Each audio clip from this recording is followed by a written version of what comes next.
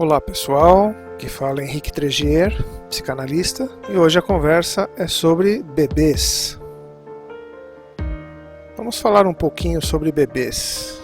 São as nossas origens, nossos primórdios de existência nessa vida e são fundamentais para a construção da estrutura da personalidade.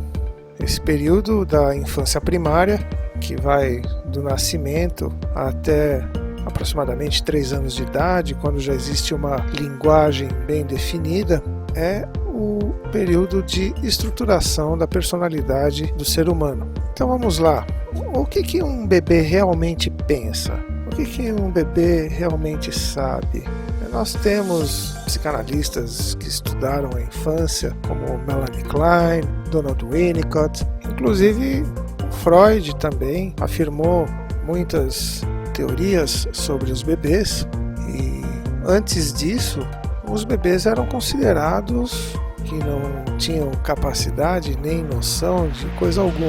Entretanto, foi observado, como nós vamos mostrar aqui, que sim, os bebês possuem um processo cognitivo bastante interessante e que cada bebê é individual nesse sentido e vai reagir em função de sua herança genética quanto aos estímulos que receber do ambiente, sejam eles positivos, agradáveis ou traumáticos, e vamos observar como isso se realiza. Então nós podemos, primeira conclusão a ter é que os bebês são mais espertos do que a gente imagina que eles sejam. E a nossa primeira condição para aceitar e entender isso é ter a humildade de querer observar essa esperteza dos bebês. O problema que surge é que os bebês não falam, eles ainda não desenvolveram a linguagem, então a gente só pode observar o comportamento deles. Essa é uma técnica que precisa ser desenvolvida de observação, intuição e dedução do que o bebê está transmitindo com um determinado comportamento. Um comportamento muito observado em bebês é o comportamento de mamar. Os bebês nascem com essa característica, sabendo mamar. Já é inato.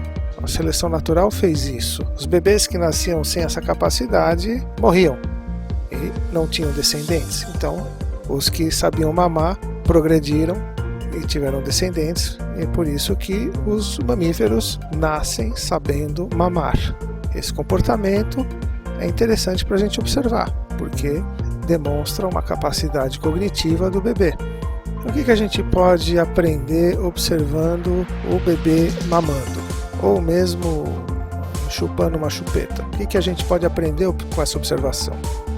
Então, por exemplo, se nós colocarmos algum tipo de música enquanto o bebê está mamando ou chupando a sua chupeta, o tipo de música vai provocar uma diferença na forma e na intensidade que esse bebê mama. Se o bebê gostar da música, ele vai mamar com mais intensidade. Se ele não gostar da música, ele vai até abandonar o ato de mamar. Outro comportamento que existe nos bebês é a observação. O bebê olha, ele dirige o olhar dele para determinados aspectos que chamam a atenção dele. Então nós podemos observar a direção que o bebê olha e a fixação que o bebê mantém desse olhar, quanto tempo ele mantém o olhar em determinado objeto. Entenda-se aqui objeto como uma pessoa, ou um brinquedo, ou um mobile, ou uma luz, qualquer tipo de objeto. E o que nós podemos aprender observando o olhar dos bebês? Principalmente a preferência.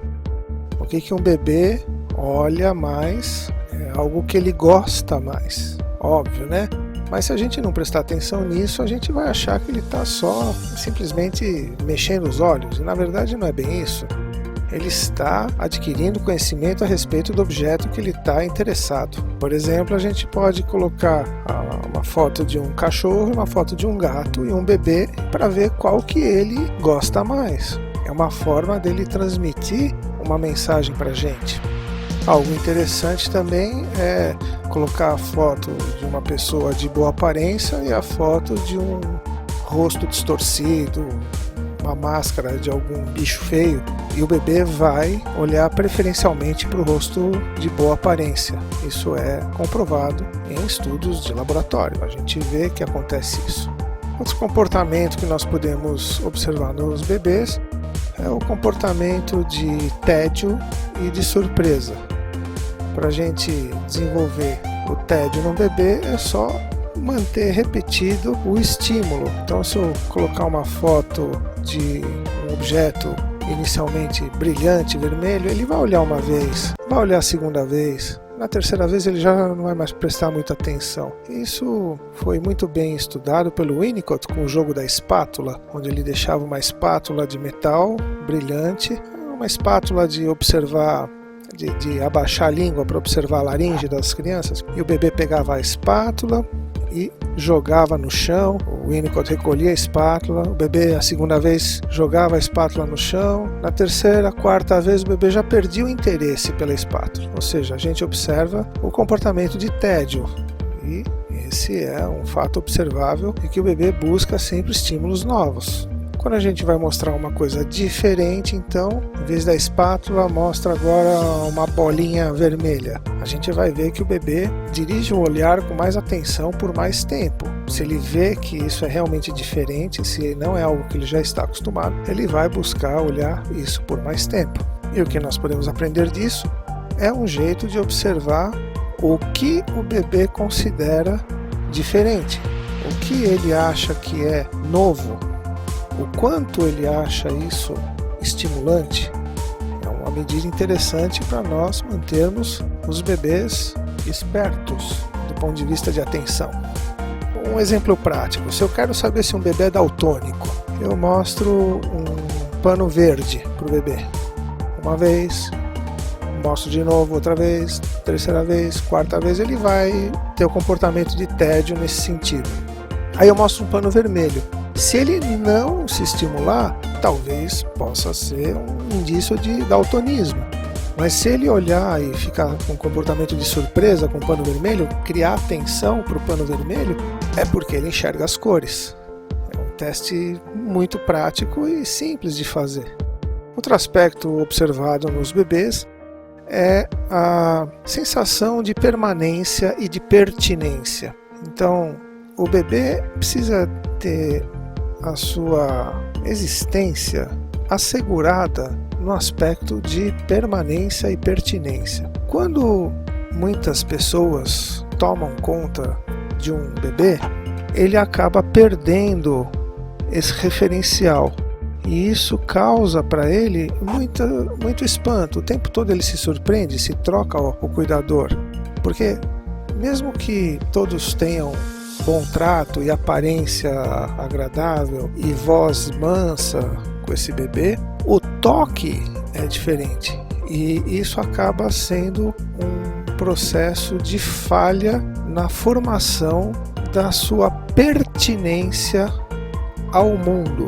Então é indicado que, de preferência a mãe, mas se não for possível, que o cuidador seja sempre o mesmo. Se o bebê tiver um orfanato, que seja sempre o mesmo cuidador, a mesma cuidadora que cuide desse bebê, né, pelo menos até um ano e meio de idade, né? E no caso de cuidados pela mãe, é que a mãe mantenha o mesmo corte de cabelo, o mesmo perfume. Não fique trocando a cor do cabelo nesse período, para que o bebê aprenda que aquela mãe é a mãe dele, que aquele cuidador é a pessoa que cuida dele, para ele poder ter essa possibilidade de desenvolver o sentido de pertinência e a permanência. Eu estou aqui, eu pertenço a esse lugar, essas pessoas cuidam de mim. Não que ele pense isso, porque na verdade o bebê imagina que a mãe ou o cuidador é uma extensão dele. A sensação do bebê até 6 meses, 8 meses, é de que o mundo é uma parte dele. Afinal, o bebê veio de um útero onde ele não sabia que existia uma mãe em volta dele. Ele achava que era ele, tudo é ele. Dentro do útero, o bebê tem a noção de que ele é aquilo lá. É uma sensação, não chega a ser algo racional, mas é a sensação que ele tem essa. Então é importante que essa mãe seja permanente e que a mãe esteja lá numa consistência, significa uma constância, processo de repetição dessa mãe, para que ele desenvolva então o sentido de permanência e de pertinência.